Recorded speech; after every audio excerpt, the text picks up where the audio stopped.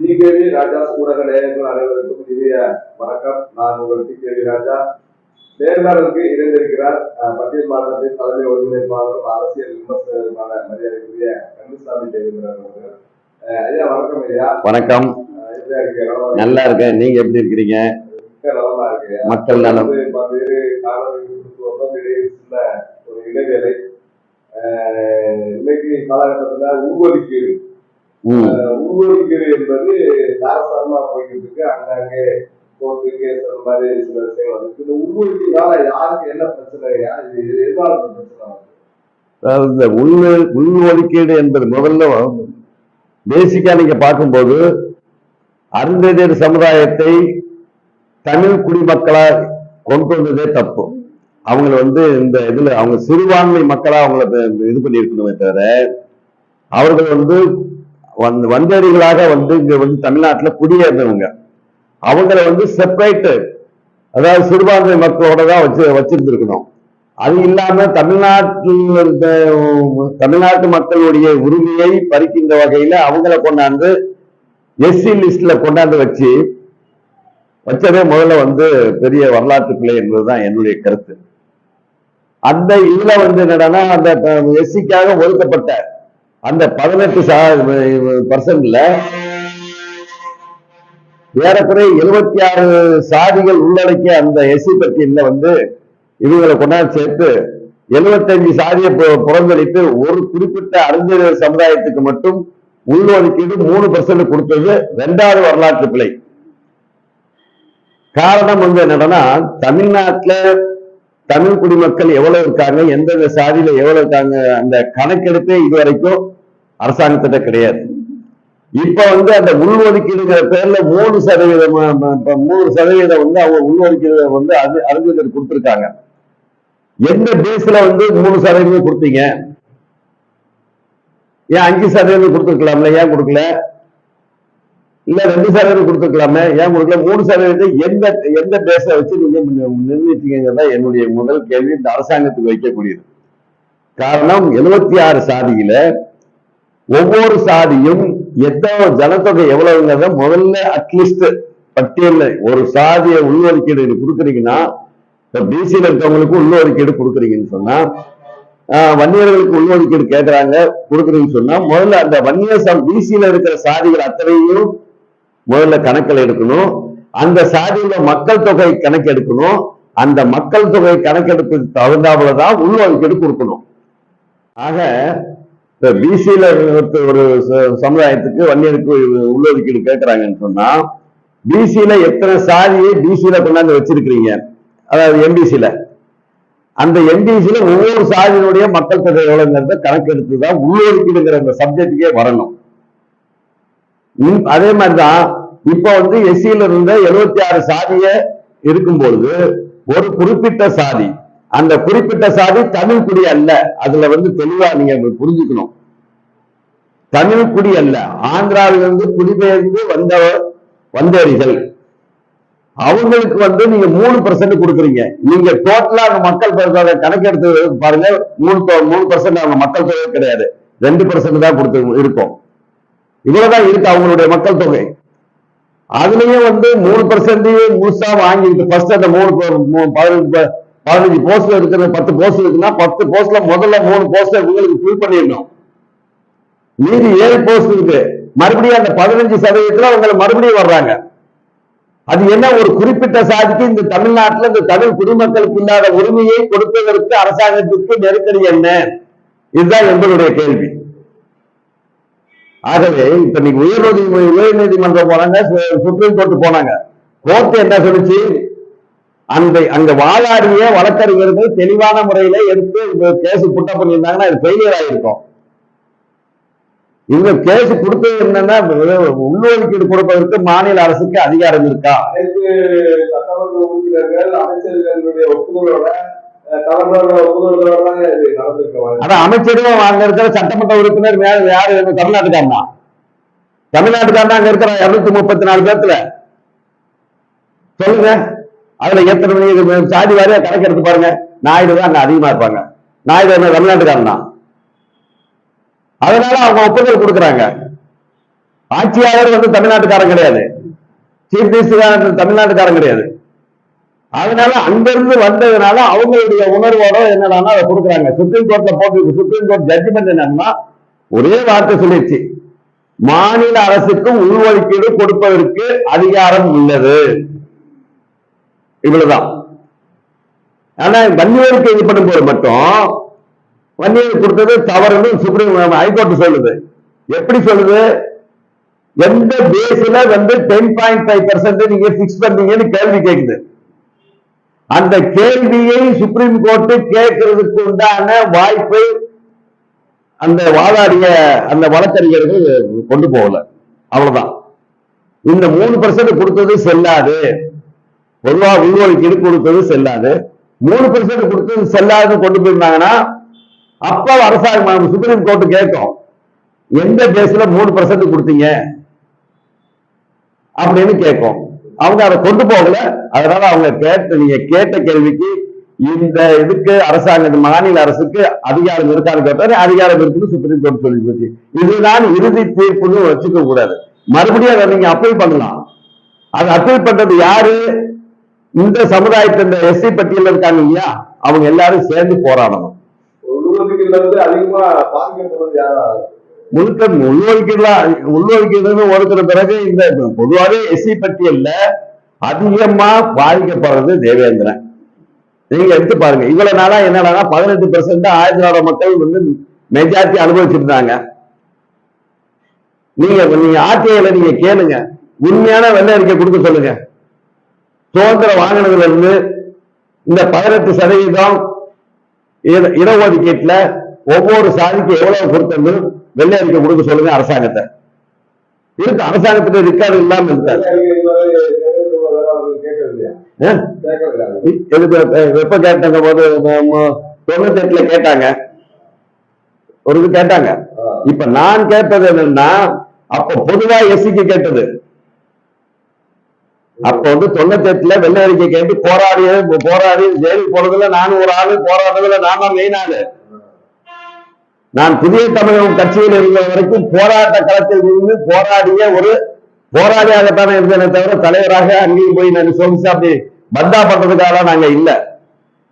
அப்ப வந்து இது பண்ணது என்னன்னா, எஸ்சிக்கு எவ்வளவு இடஒதுக்கீடு கொடுத்தீங்க அப்படிங்கிறது தான் அன்னைக்கு வெள்ளை அறிக்கை கேட்டது. அந்த வெள்ளை அறிக்கை கொடுத்தாங்க.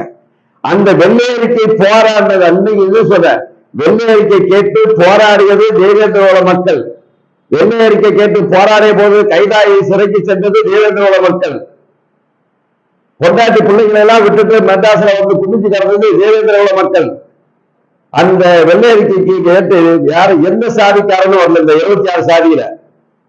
ஆனா அதை முழுக்க அனுபவிச்சது எல்லாம் தேவேந்திரனை தவிர மற்ற சமுதாயத்தை சார்ந்தவர்கள். இது இல்லைன்னு யாரும் மறுக்க முடியாது. இப்ப நான் அதை கேட்கிறேன், அந்த 595 596 சீட்டு அசிஸ்டன்ட் ப்ரொஃபசர் சீட்டு, அதுல எவ்வளவு தேவேந்திரர் கொடுக்கறது வெள்ளை அறிக்கை கொடுக்க சொல்லுங்க பார்ப்போம். திட்டமிட்டு அந்த வந்து போராட்டத்தை உருவாக்கப்பட்டு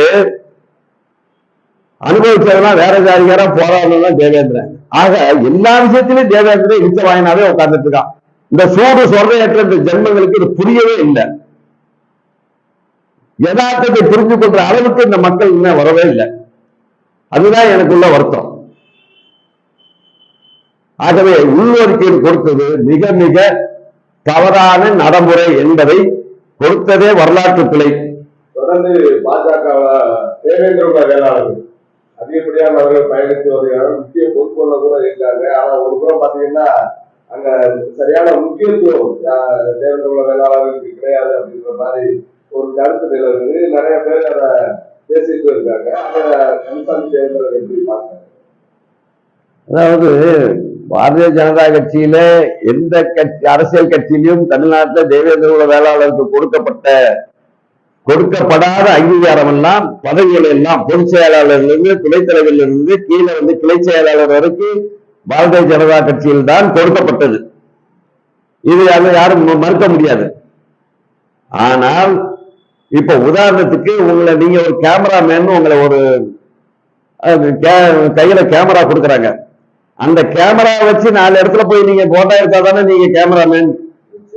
கேமரா வாங்கி நீங்க வீட்டுக்குள்ள வச்சுக்கிட்டு எனக்கு அங்கீகாரம் கொடுக்கல என்ன முக்கியத்துவம் கொடுக்கலன்னு சொல்லிட்டு இருக்கிறது அறிவுரை என்று நான் சொல்ல முடியும். அதான் அரசியல் கட்சியில ஒண்ணு மிஞ்சி நான் வரணும் அப்படின்னு தான் இது பண்ணணும். உங்களுடைய செயல்பாடு, உங்களுக்கு அரசியல் பதவி என்பது, அரசியல் கட்சியில கொடுக்கிறது ஒரு, அந்த பதவி என்பது ஒரு ஆயுதம், மக்களை ஒருங்கிணைக்கக்கூடிய ஒரு ஆயுதம். அது எந்தெந்த விதத்துல போய் அந்த மக்களை போய் தேடி அந்த கட்சியை பலப்படுத்துவதற்காக உனக்கு நீங்க மாநில பொறுப்பு கொடுப்பாங்க, மாவட்ட பொறுப்பு கொடுப்பாங்க. ஆனா நீங்க பதவியை வாங்கி வச்சுக்கிட்டு அண்ணாமலை எப்ப ஆர்டர் கொடுப்பாரு அண்ணான்னு பார்த்துக்கிட்டே இருந்தீங்கன்னா நீங்க கட்சியில இதை தாண்டி வர முடியாது. ஆக உங்களுக்கு கொடுக்கப்பட்ட அந்த ஆயுதத்தை வைத்துக் கொண்டு ஒரு கிளைக்கழக செயலாளர் இருக்கான்னு வச்சுங்கள, அவனுக்கு அந்த பவர் உண்டுங்க. அந்த ஏரியாவுக்கு, அந்த கிளைக்கு அவன் தாங்க பவர்ஃபுல் பர்சன். அவன் அந்த மக்களை எல்லாம் போய் சந்திச்சு ஒருங்கிணைச்சு அரசாங்கத்துடைய செயல் திட்டங்களையும் மத்திய அரசு மாநில அரசுக்கு, அதாவது இந்த மக்களுக்கு செஞ்ச நன்மை தீமைகளை எல்லாம் எடுத்து சொல்லி அந்த மக்களை கொண்டாந்து ஒருங்கிணைச்சுன்னா கிளை செயலாளர்கள் நாளைக்கு ஒன்றிய செயலாளர் ஆயிடுவான். நீங்க பாட்டுக்கு பதவியை வாங்கி வச்சுக்கிட்டு ஒண்ணுமே அரசியல் செய்ய தெரியலன்னா அதுக்கு யாரு பொறுப்பு? கட்சி பொறுப்பா, நீங்க பொறுப்பா? உனக்கு கொடுத்த ஆயுதத்தை வச்சு, இந்த கேமரா வச்சு பல இடங்கள்ல போய் கேமரா எடுத்து போட்டாதான் நீங்க கேமராமேன். அதை நீங்க புரிஞ்சுக்கணும். ஆகவே பாரதிய ஜனதா கட்சியை பொறுத்த மட்டிலும் தேவேந்திர சமுதாயத்துக்கு கொடுக்க வேண்டிய அங்கீகாரம் முழுமையாக கொடுக்கப்பட்டுள்ளது. அந்த அங்கீகாரத்தை முழுமையான முறையில நீ பயன்படுத்தல, இதுதான் என்னுடைய குற்றச்சாட்டு. இது யார் வந்து கேட்டாலும் நான் சொல்லுவேன். எனக்கு முன்னால வந்து டிஸ்கஸ் பண்ணட்டும், எனக்கு முன்னால வந்து நான் டிஸ்கஸ் பண்ண தயாரா இருக்கிறேன். எனக்கு கட்சியில முக்கியத்துவம் கொடுக்கல, கட்சியில பொறுப்பு கொடுத்தாங்கல்ல, அதுதான் முக்கியத்துவம். அதை வச்சு அந்த பதவிக்கு உண்டான ஒவ்வொரு பதவிக்கும் ஒரு இது உண்டு, ஒரு லிமிட் உண்டு. அந்த லிமிட்டுக்குள்ள நீ போராடு, நீ பயணம் செய்ய, கட்சி வளர்ச்சி படியை கொண்டுட்டு வா. கட்சியை வளர்க்கிறது தான் அந்த பதவி. ஒன்ன வளர்த்துக்கிறதுக்காக இல்ல, கட்சியை வளர்க்கணும். கட்சியின் மூலியமா உன்னுடைய செல்வாக்கை வளர்த்துக் கொள்ளணும். இப்ப தமிழ் மாநிலத்துல பாத்தீங்கன்னா மாணவர்களுக்கான ஒரு ஊக்கத்தொகையா மாசம் 1000 ரூபாய். இது முழுக்க ஏமாத்து வேலை. இது மாணவர்களுக்கு எந்த அளவுக்கு வந்து ஒரு ஊக்கமா இருக்க, ஒரு பயனுள்ளதா? இந்த 1000 ரூபாய் என்பது மகளிருக்கு 1000 ரூபாய் கொடுக்கறாங்க, இலவச பஸ்ங்கிறாங்க. ஐடி ஃபீல்ட்லயும் செக்ரட்டரியேட்லயும் செக்ரட்டரியா இருக்கிற லேடியா இருந்தாலும் கவர்மெண்ட் பஸ்ல ஃப்ரீயா போலாம். ஐடில அவன் 10 லட்சம் வாங்குறவனா இருந்தாலும் கவர்மெண்ட் பஸ்ல ஃப்ரீயா போலாம். அதே மாதிரி அடுத்த நேரம் சாப்பாட்டுக்கு வழி இல்லாதவங்களும் கவர்மெண்ட் பஸ்ல ஃப்ரீயா போலாம். இது என்ன செயல் திட்டம்? இது என்ன ஸ்கீம்? இது அதாவது ஒரு செயல் திட்டம், ஒரு திட்டங்கள் இது பண்ணும்போது அது மக்களுக்கு, எந்த மக்களுக்கு போய் சேரணுமோ அந்த மக்களுக்கு தான் போய் சேரணும். இப்ப ரேஷன்ல இத்தனை ரூபாய் அரிசி போடுறாங்க, இப்ப சிட்டியில அரிசி போடுறாங்க. இப்ப சிட்டியை விட்டுருங்க, நீங்க கிராமத்தை விட்டுருங்க. கிராமத்துல இந்த ரேஷன் அரிசி வச்சு கூட சாப்பிடுவாங்க. 20 ஏக்கர் வச்சிருக்கவங்க கூட ரேஷன் அரிசி வாங்குறாங்க இல்லையா? செக்ரட்டரியேட்ல வந்து செக்ரட்டரியா இருக்கிறவங்க வீட்டுக்கு ரேஷன் அரிசி விட்டுதானே. அந்த ரேஷன் அரிசி என்ன செய்யுது? இதெல்லாம் வாங்கி வெல் மார்க்கெட்ல புரோக்கருங்க இதெல்லாம் வாங்கி ஆந்திராவுக்கு, கேரளாவுக்கு, கர்நாடகாவுக்கு பார்சல் பண்ணிட்டு இருக்காங்க. நிறைய கேஸ் நாங்க பார்த்திருக்கிறோம், நிறைய கேஸ் நாங்க பேப்பர்ல படிச்சிருக்கிறோம். நீங்க ரேஷன் கடை வந்து ஆந்திராவுக்கு, கேரளாவுக்கு கடத்தல் பண்ணாங்க, இத்தனை அரிசியை பிடிச்சிருக்குன்னு நிறைய போட்டிருக்காங்க, நிறைய போடுறாங்க. நான் என்ன சொல்றேன்னா, அரசாங்கத்தினுடைய இந்த சலுகை என்பது அது ஏடிஎம்கே இருந்தாலும் சரி, காங்கிரஸா இருந்தாலும் சரி, பிஜேபியா இருந்தாலும் சரி, எந்த அரசியல் கட்சியா இருந்தாலும் சரி, வறுமை கோட்டில் கீழ் உள்ளவர்களை முழுமையான முறையில கணக்கில் எடுத்து அவர்களுக்கு இந்த அரசாங்க சலுகைகளை கொண்டு போகணும். ஐடி ஃபீல்ட்ல மாசம் 5 லட்சம் சம்பளம் வாங்குறவங்களுக்கு இலவச பாஸ், 5 ரூபாய் வருமானம் இல்லாதவங்களுக்கு இலவச பாஸ். இதனுடைய நோக்கம் என்ன? அரசியலா இல்ல உள்ளபடியா மக்கள் மேல உள்ள அக்கறையா? சோ நீங்க வந்து ரேஷன்ல பஸ் ஃப்ரீ பாஸ் கொடுத்துட்டீங்க. இங்க இருந்து நான் வந்து நான் உதாரணமா திருச்சியில இருந்து குளத்துல என் ஊருக்கு போகணும்னு சொன்னா 35 ரூபா. அதே சமயத்துல மெட்ராஸ்ல நான் சென்ட்ரல் பஸ் ஸ்டாப்ல இருந்து என் வீட்டுக்கு போகணும்னா 36 ரூபா. இது என்ன இது? ஆக நீங்க இந்த மாதிரி இங்க பண்ணிட்டு ஒரு இடத்துல இது பண்ணிட்டு ஒரு இடத்துல ஏற்றி விடுறேன். ஆக மக்களுடைய அரசாங்கத்தினுடைய பணம் மக்களுக்கு முறையாக சேர வேண்டிய இடத்துக்கு போய் சேரணும். அதுதான் சலுகையை தவிர இருக்கிறவன் இல்லாதவன் எல்லாத்தையும் ஒண்ணு. அது வந்து தவறான ஸ்கீம். அதே மாதிரிதான் இன்னைக்கு இளைஞர்களுக்கு 1000 ரூபாய் ஸ்டூடெண்ட்டுக்கு. ஏங்க பெரிய கோடீஸ்வரனா இருப்பாங்க, ரோட்ல போயிட்டே இருப்பான், நடந்து போயிட்டு இருப்பான், ஒரு 100 ரூபாய் நோட்டு கடந்து எடுக்காம போவான். எடுக்கிறாங்க கீழே குடிஞ்சு இல்லையா? இதுதாங்க மக்களுடைய மனநிலை. எனக்கு கொடுத்தது ஏன்னு கேட்டீங்கன்னா, நீ எனக்கு இந்த இலவச பாசு கொடுக்குற, ஆனா இங்க வந்து 5 10 ரூபாய் டிக்கெட்டை கொடுத்துட்டு எனக்கு இபி பில்லுல 5000 ஏத்திட்ட. இப்ப இபி பில்லு பாருங்க என்ன ட்ரிபிள் மடங்கு. இங்க வந்து நீ சின்ன மீனை போட்டு பெரிய மீனை பிடிக்கிற. அங்க 5 ரூபாய் கொடுத்துட்டு அதே ஆளுகிட்ட வந்து நீ 50 ரூபாய் கலெக்ஷன் பண்ணியே. இது அரசாங்கம் செய்யற மோசடியா இல்லையா? அதே மாதிரி இளைஞர்களுக்கு இப்ப ஸ்டூடெண்ட்டுக்கு 1000 ரூபாய் கொடுத்தாங்க, சந்தோஷம். நான் என்ன சொல்றேன், ஸ்டூடெண்ட் கையில ஏன் அந்த 1000 கொடுக்கணும்? ஃப்ரீ எஜுகேஷன் ஃபுல்லா கொடுத்துரு. ஃப்ரீ எஜுகேஷன் ஃபுல்லா கொடு. அதை விட்டுட்டு 1000 ரூபாய் கொடுக்குறேன். அவன் 1000 ரூபாய் வாங்கினா இந்த இளைஞர்கள் மனநிலை என்னங்கிறது நான் சொல்ல வேண்டிய அவசியமே இல்லை. இந்த 1000 ரூபாய் வாங்கிட்டு உள்ளபடி அப்பா அம்மா கிட்ட கொண்டு போய் கொடுக்க போறானா, இல்ல அடுத்தது ஏதாவது டியூஷன் படிக்கலான்னு அந்த 1000 ரூபாய் செலவு பண்ண போறானா? இல்ல, இந்த 1000 ரூபாய் வாங்கிட்டு நேரா போக வேண்டிய இடத்துக்கு போறான். சரி, நீ அதை செஞ்சுட்டான். 1000 ரூபாய் இங்க ஏற்றிட்டு கொடுத்துட்டு செமஸ்டர் ஃபீஸ் எல்லாத்துக்குமே ரைஸ் பண்ணிட்டேன், 50% ரைஸ் பண்ணிட்டேன். இப்ப அது எதிர்ப்பு தெரிவித்ததுனால தற்காலிகமாக கல்வி அமைச்சர் பொன்முடி அவர்கள் அது தற்காலிகமாக நிறுத்தி வைக்கப்பட்டுள்ளதுன்னு சொல்றாரு. 1000 ரூபாய் கொடுத்தா அடுத்த வாரத்திலே போட்டாங்க. கல்லூரிகள், அண்ணா யூனிவர்சிட்டி கல்லூரிகள், அனைத்து கல்லூரிகளிலும் செமஸ்டர் ஃபீஸ் 50%. அவன் 5000 ரூபாய் செமஸ்டர் ஃபீஸ் கட்டணும்னா 10,000 ரூபாய். அப்ப இந்த 1000 ரூபாய் கொடுத்து போட்டு 5000 ரூபாய் வாங்குறீங்க. இது என்ன ஏமாத்து வேலை? 2026 தேர்தல்ல திமுகவுக்கு இது வாழ்வா சாவாங்கிற ஒரு நிலையில இருந்துட்டு இருக்குது. அது அவங்களுக்கே புரியும். ஆக இந்த அரசாங்க பணத்தை எடுத்து இந்த மாதிரி வீணான இலவசங்களை கொடுத்து எப்படியாவது ஜெயிக்கணுங்கிற வந்து இது பியூர்லி 100% அரசியல். மக்கள் மேல உள்ள அக்கறையினாலேயோ, ஸ்டூடெண்ட் மேல உள்ள அக்கறையினாலேயோ, பெண்கள் மேல உள்ள அக்கறையினால இதை கொடுக்கல. உனக்கு நான் 1 ரூபாயை கொடுத்து போட்டு நான் 1 கோடி சம்பாதிக்கணும்னா அதுக்காக உனக்கு 1 ரூபாய் கொடுக்குறேன். உனக்கு 1 ரூபாய் கொடுத்தாதான் நான் 1 கோடி சம்பாதிக்கிற இடத்துக்கு வர முடியும். ஆக நான் கொடுக்கிற கடத்துக்கு நீ ஓட்டு போட்டு போடு. இதுதான் அரசாங்கத்தினுடைய யோக்கியதை. இறுதியா ஒரு கேள்வி என்ன பாத்தீங்கன்னா, நீங்க வந்து கேள்விக்கு இறுதியே கிடையாது. இறுதியான கேள்வி ஏகப்பட்ட கேள்விகள் இருக்குது. ஏகப்பட்ட கேள்வியை தெளிவுபடுத்த வேண்டிய இடத்துல நாங்கெல்லாம் இருக்கிறோம். ஓகே, நன்றி. ஆமா, ஏன்னா நீங்க பாஜகவா தற்போது பயணம் பண்ணிருக்கீங்க, இதுக்கு முன்னாடி ஏடிஎம்கே பயணம் பண்ணிருக்கீங்க. இந்த இருபது கட்சிகளுக்கிடையே தற்போது மோதல் வலுத்து வருகிறது இல்லையா? இந்த மோதலை எப்படி பாக்குறாங்க? ஏன்னா 2 கட்சியுமே பயணம் பண்ணிருக்கீங்க. அதாவது அரசியல்னாலே மோதல் இல்லைன்னா அது அரசியலே கிடையாது. ஒண்ணு இது, இந்த மோதல் எல்லாம் வந்து அரசியல்ல வந்து இதெல்லாம் சகஜமையாங்கிறது மாதிரி வரும். ஆனா இப்ப இந்த மோதல் வந்து திட்டமிட்டு நடந்து கொண்டிருக்கிறது. அதாவது எம்ஜிஆர் காலத்துல என்னன்னா, நான் இப்ப இருக்கிற அதிமுக பொறுப்பாளர்களுக்கு நான் சொல்றது என்னன்னு கேட்டீங்கன்னா, எம்ஜிஆர் பார்முலான்னு ஒன்று, இந்த தேர்தலில் எம்ஜிஆர் பார்முலான்னு ஒண்ணு இருக்கு.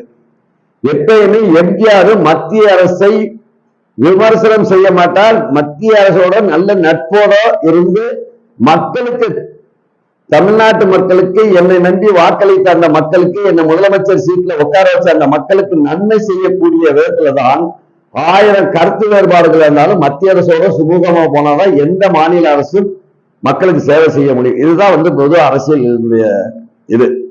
அந்த விதத்துல இன்னைக்கு இன்னைக்கு பிஜேபியோட அண்ணாமலை தனி மனிதனை எப்பவுமே சார்வது என்பது அது அநாகரிகமானது. ஆனா இன்னைக்கு அண்ணாமலையை காரணம் காட்டியே இவங்க இது பண்ணிட்டு போறது என்னன்னா அது சரியான காரணமே இல்லை. இதுல உள்ள வேற ஒரு 1000 அர்த்தங்கள் இருக்குது.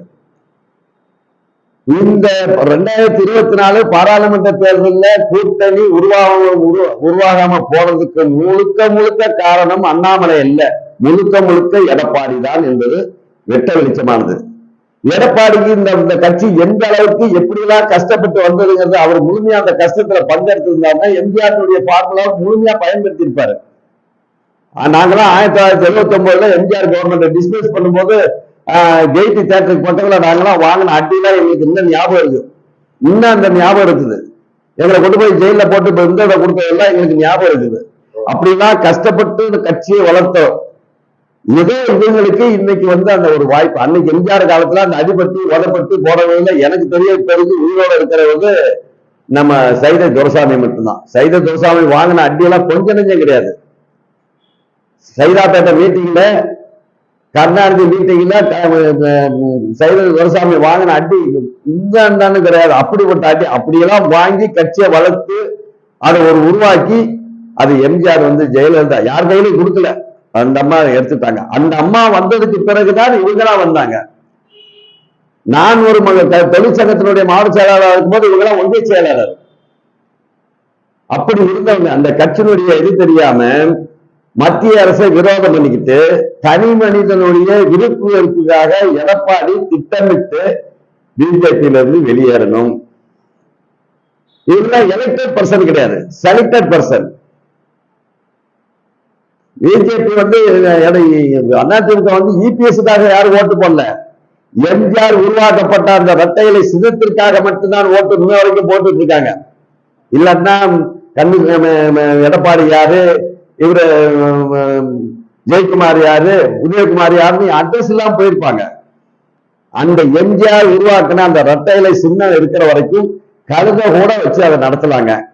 ஆனால் இது ஆரோக்கியமான அரசியல் கிடையாது. ஆனா அரசியல்ல இதெல்லாம் சகஜமையாங்கிறது ஒரு ஜோக் இருந்தா கூட வரும் என்ன. ஆனா அரசியல் இன்றைய காலகட்டத்துல அதிமுக மிகவும் பலகீனப்பட்டு இருக்கின்றது, பல பிரிவாக பிரிஞ்சு போய் இருக்கிறது. அப்ப புத்திசாலியா இருக்கிறவங்க என்னன்னா மத்திய அரசுடன் நல்லுறவு கொண்டு உன்னுடைய கட்சியை பலப்படுத்துறதுக்கு இருக்கணும். இன்னைக்கு 2024 எடப்பாடி தனிப்பட்ட விருப்பு வெறுப்பை வெறுத்து விட்டு கட்சி நலன் முக்கியம்னு நினைச்சிருந்தாருன்னா எடப்பாடி அமித்ஷா மோடியை கூப்பிடுறாங்க டெல்லியில, நீ அண்ணாமலையை சாடுற. அண்ணாமலை கையில எதுவுமே கிடையாது. நேஷனல் பார்ட்டியில ஒண்ணு தெரிஞ்சுங்க, நேஷனல் பார்ட்டியில டெல்லியில தலைமை என்ன சொல்றது அதான் மாநில தலைவர் செய்ய முடியும். அண்ணாமலைக்குன்னு எந்த பவரும் கிடையாது. கட்சியை வளர்க்கறதுக்கு உண்டானது செய்ய, அவ்வளவுதான். கூட்டணியை பத்தி டிசைட் பண்றது நாட் ஃபார் அண்ணாமலை. அது மோடிஜி அண்ட் நட்டாஜி அண்ட் அமித்ஷாஜி அந்த ஐகமிட்டி இதுதான். அப்படி இருக்கும்போது அவங்க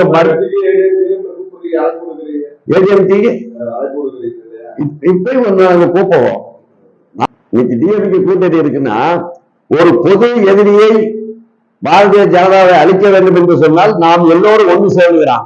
கம்யூனிஸ்டுக்கு காங்கிரசுக்கு கொள்கை உடன்பாடு உண்டா? விடுதலை சிறுத்தைக்கு கொள்கை உடன்பாடு உண்டா? இது மாதிரி ஒவ்வொரு கட்சிக்கும் கொள்கை மாறுபட்ட கொள்கைகள் உள்ளவங்க ஒரு கூட்டணியில ஒன்னா இணைகிறாங்க. இவங்க இந்த கூட்டணியில இந்த டிஎம்கே கூட்டணி இன்னைக்கு ஓப்பன் சேலஞ்சு. டிஎம்கே கூட்டணி இருக்கிறவங்க அத்தனை பேரும் சரி தனிச்சு ஒரு தேர்தலில் ஒவ்வொருத்தரும் தன்னுடைய சின்னத்தை வாங்கிட்டு நிக்க சொல்லுங்க. நாங்க தனிச்சுதானே நிக்கிறோம். நீ வரலங்கிறதுக்காக நான் காலை பிடிச்சு கொஞ்சல.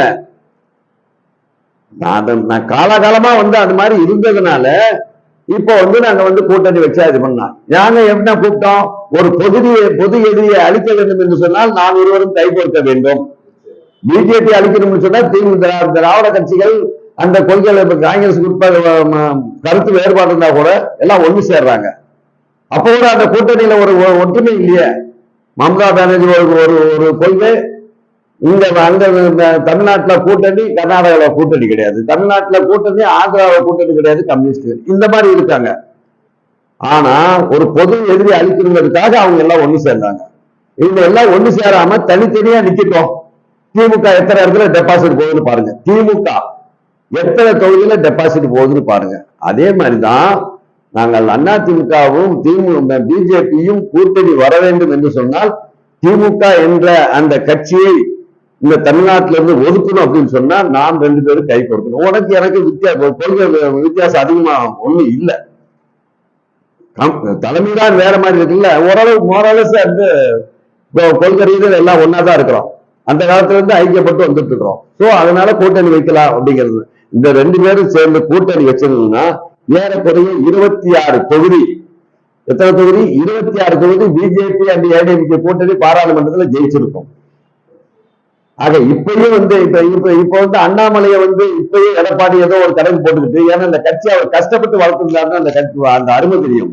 இப்ப இருக்கிற மந்திரிகளும் சரி, எம்எல்ஏக்களும் சரி, இந்த கட்சியை வளர்ப்பதில் அவங்களுடைய பங்களிப்பு மிகவும் குறைவு. நான் 1972 திருச்சியில நான் படிச்சுட்டு இருக்கும் போது எம்ஜிஆர் கட்சியில இருந்து தூக்குற காலத்துல இருந்து ரயில் மறியல் பண்ணி திருச்சி ஜங்ஷன் இதுல கொண்டு போய் வச்சு அடிச்சது கொண்டு எனக்கு ஞாபகம் இருக்குது. நாங்க அப்படியெல்லாம் கஷ்டப்பட்டு கட்சியை நாங்கள் வளர்த்திருக்கிறோம். அதனால அந்த வேதனையில் தான் நான் இப்ப சொன்னேன். இன்னைக்கு இந்த ஏடிஎம்கே இன்னைக்கு செதறி போய் கிடக்குது. அந்த இன்னும் செதறி போகாம இருக்கணும்னு சொன்னா ஒத்த கருத்துடைய கொள்கை ரீதியில உடன்பட்டு இருக்கிறவங்கள அவங்களோட நீங்க கூட்டணி வச்சீங்கன்னா நீங்க அரசியல் லாபத்தை அடைய முடியும். அரசியல் அதிகாரம் இல்லை என்று சொன்னால் மக்களுக்கு நீ ஒண்ணுமே செய்ய முடியாது. அதனால என்னன்னா இந்த அதிமுக பிஜேபி கூட்டணியில 2 கட்சியில இருக்கிற பிஜேபி முழுக்க அதிமுக கூட்டணி வைக்கிறவங்க மோடிஜி முதற்கொண்டு, அகில இந்திய தலைவர் நட்டாஜி முதற்கொண்டு, அமித்ஷா முதற்கொண்டு விரும்பி கதவை திறந்து வச்சாங்க. ஆனா நீ ஒரு குட்டி ஒரு ஓரத்துல நீ இருக்கிற ஒரு ஆள் என்ன செஞ்சுட்ட, அந்த கட்சியோட கூட்டணி வைக்க கூடாதுன்னு சொன்ன. அதுக்கு வேற காரணங்கள் பல இருக்குது. அதுக்கு காரணங்கள் இருக்குது, அதெல்லாம் நம்ம மீடியாவில் சொல்ல முடியாது. நீ உன்னுடைய சுயநலத்துக்காக, தனி மனிதனுடைய சுயநலத்துக்காக அதிமுகவில் இருந்த கட்சி தொண்டர்களுடைய உணர்வுகளை மதிக்காம பிஜேபியோட கூட்டணி வைக்கல. நான் என்ன சொல்றேன், எம்ஜிஆர் ஃபார்முலா எடுத்துங்க. எப்பவுமே எம்ஜிஆர் ஃபார்முலா என்னன்னா, மத்தியில எந்த கட்சியோட கூட்டணி வைக்கிறாரோ அவங்களுக்கு அதிக சீட்டு கொடுத்துருவாங்க பாராளுமன்றத்துல. ஸ்டேட் எனக்கு, சென்ட்ரல் உனக்கு அப்படின்னு எம்ஜிஆர் ஃபார்முலா. அந்த ஃபார்முலாவை நீ கையில எடுத்துட்டு போலாம் இல்ல. இப்ப சீட்டு பிரச்சனை எல்லாம் ஒண்ணும் கிடையாது. இது வேற ஒரு பிரச்சனை இல்லை. இவங்க இந்த கூட்டணியை முறியடிச்சுட்டாங்க. ஆனால் இது சரியான நடைமுறை இல்லை, இது தவறான வழிமுறை. ஆகவே மறுபடியும் எடப்பாடி அவர்கள் அதிமுகவில் இருக்கிற சும்மா உளறிட்டு இது கிடைச்சு மைக்கு கிடைச்சுன்னா உளறிட்டு இருக்கிறதெல்லாம் விட்டுட்டு ஆக்கப்பூர்வமா ஒரு பொது எதிரியை வீழ்த்த வேண்டும் என்று சொன்னார். இவங்கெல்லாம் உள்ளபடியே ஒரு எம்ஜிஆருடைய தொண்டன், உள்ளபடியே இந்த கட்சியை கஷ்டப்பட்டு வளர்த்துனாதான் அவங்களுடைய வழி என்னன்னு தெரியும். அதெல்லாம் இல்லாதனால்தான் அவங்க ஆளாளுக்கு ஜோக்கர் மாதிரி எல்லாம் பேசிட்டு இருக்காங்க. ஆகவே தமிழ்நாட்டு மக்களுடைய எதிர்காலம் நல்லா இருக்குன்னு சொன்னா பிஜேபி கூட்டணி ஒன்று சேர்ந்து தேர்தலை 2024 சந்தித்தால் இந்த தமிழ்நாட்டுடைய பொருளாதாரம் வீணடிக்கப்படுவதை, இந்த தமிழ்நாட்டில் இருக்கிற கொலை கொள்ளை இந்த மாதிரி சட்டத்துக்கு விரோதமான காரியங்களை எல்லாம் ஒழித்து கட்ட முடியும். ஆகவே மக்களுடைய நலன் கருதி நான் இப்பொழுது சொல்றேன், நடந்ததெல்லாம் இது அதான் அரசியல், இதெல்லாம் சகஜம். நடந்ததை மறப்போம், நடப்பதை நினைப்போம்னு நினைச்சிட்டு 2026 தேர்தலில் இவங்க எல்லாம் கூட்டணி வச்சுருந்தாங்கன்னா திமுக இருக்கிற போயிடும். நிறைய இடங்கள்ல டெபாசிட் எல்லாம் போகும். அந்த கூட்டணியில இந்த திமுக கூட்டணியில இருக்கிற கட்சிகள் கூடி சீக்கிரத்தில் பிளவுபடுது. இவரு வர எடப்பாடி ஒரு கணக்கு போட்டு இருக்காரு. Edappadi not elected person. பணம் கொடுத்து பொருள் வாங்குறது மாதிரி தான் அந்த சீஃப் மினிஸ்டர் போஸ்ட் வாங்கினது. அதனால இந்த அருமை தெரியாம இருந்துட்டு இருக்காரு. 66 சீட் இன்னைக்கு 2021 66 சீட் வாங்கினதுல ஒரு பிஜேபியுடைய பங்களிப்பு நிறைய இருக்கு. பிஜேபி நோக்கி அந்த குறிப்பிட்ட ஒரு சாதி சமுதாயம், தேவேந்திர குல வேளாண் சமுதாயம் பிஜேபிக்காக அதிமுகவை தென் மாவட்டத்துல தூக்கி பிடிச்சாங்க. தென் மாவட்டத்துல அதிமுக தேவேந்திர மக்கள் தூக்கி பிடிக்கலன்னா நிறைய இடங்கள்ல டெபாசிட் போயிருக்கு. இதுதான் யதார்த்தமானது. இந்த யதார்த்தத்தை புரிந்து கொண்டு அரசியல் புரிதலோடு எதிர்காலம் செஞ்சாங்கன்னா நல்லா இருக்கும் என்று நினைக்கிறேன். இத்துடன் முடிக்கிறேன். நன்றி, வணக்கம். நன்றி.